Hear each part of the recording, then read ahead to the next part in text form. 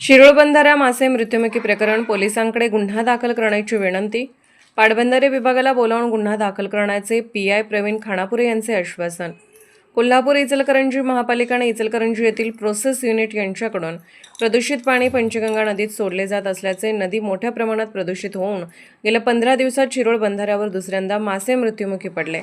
हे मासे मृत होण्यास जे लोक कारणीभूत आहेत त्यांच्या विरोधात आंदोलन अंकुश संघटनेने फिर्याद घ्यावी म्हणून शिरोळ पोलिसांना आग्रह केला, पण पोलिसांनी गुन्हा दाखल करून नकार दिला असला तरी पाटबंधारे विभागाची फिर्याद घेण्याचे कबूल केले.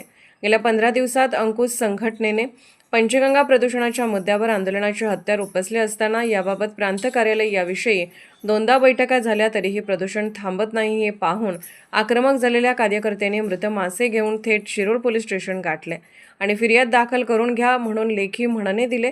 पोलिसांनी फिर्याद देण्यास नकार देऊन ज्याची या नदीवर मालकी आहे त्यांनी फिर्याद द्यावी म्हणून त्यांना बोलावून घेतो आणि त्यांची फिर्याद दिली तर या प्रकरणाचा तपास करतो असे शिरोळ पोलीस निरीक्षक प्रवीण खानापुरे यांनी स्पष्ट केले.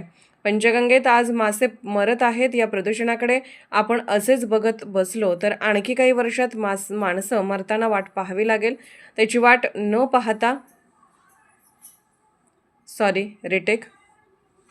पंचगंगेत आज मासे मरत आहेत. या प्रदूषणाकडे आपण असेच बघत बसलो तर आणखी काही वर्षात माणसं मरताना पाहावे लागेल. त्याची वाट न पाहता आताच या प्रदूषण विरोधात नागरिकांनी रस्त्यावर यावे असे आवाहन यावेळी धनाजी चुडमुंगे यांनी केले.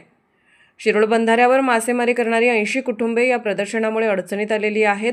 त्या कुटुंबाचा उदरनिर्वाह या माशांवर असल्याचे दौलत मच्छीमार संघटनेचे सुभाष कोळी यांनी सांगून आमचे होत असलेले नुकसान प्रदूषण करणाऱ्यांकडून वसूल करून मिळावे म्हणून या मासेमारी करणाऱ्या संघटनेनेही शिरोळ पोलिसांना यावेळी निवेदन दिले.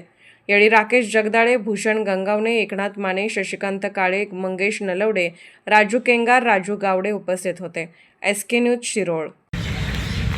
15 दिवसात पंचगंगा नदीमध्ये दुसऱ्यांदा आज आमच्या शिरोळ बंधाऱ्यावर मृत माशांचा खच पडलेला आहे. गेल्या 15 दिवसात आमच्या तालुक्यामध्ये पंचगंगा प्रदूषणाच्या विषयात प्रशासनाच्या स्तरावर बैठकांचा जोर सुरू आहे, पण तरीही प्रदूषणामध्ये कुठेही कमी नाही याचा हा आजचा पुरावाच आहे. कारण प्रदूषण करणारे घटक आजही ते आपलं प्रदूषित पाणी पंचगंगा नदीमध्ये सोडायला लागल्यात. त्याच्यामुळंच हे मृत माशांचा खच तिथं पडायला लागलेला आहे. आज शिरोळ पोलीस स्टेशनला आम्ही या मृत माशांना जबाबदार असणाऱ्या घटकांच्यावर त्यांचा शोध घेऊन त्यांच्यावर आमची कायदेशीर फिर्याद घ्यावी आणि जबाबदार घटकावर कोर्टामार्फत कारवाई व्हावी या दृष्टीनं आम्ही आत्ता पत्र द्यायला PI साहेबांना भेटलेलं आहे. आम्ही तसं आत्ता विनंती त्यांना अर्ज करून केलेला आहे.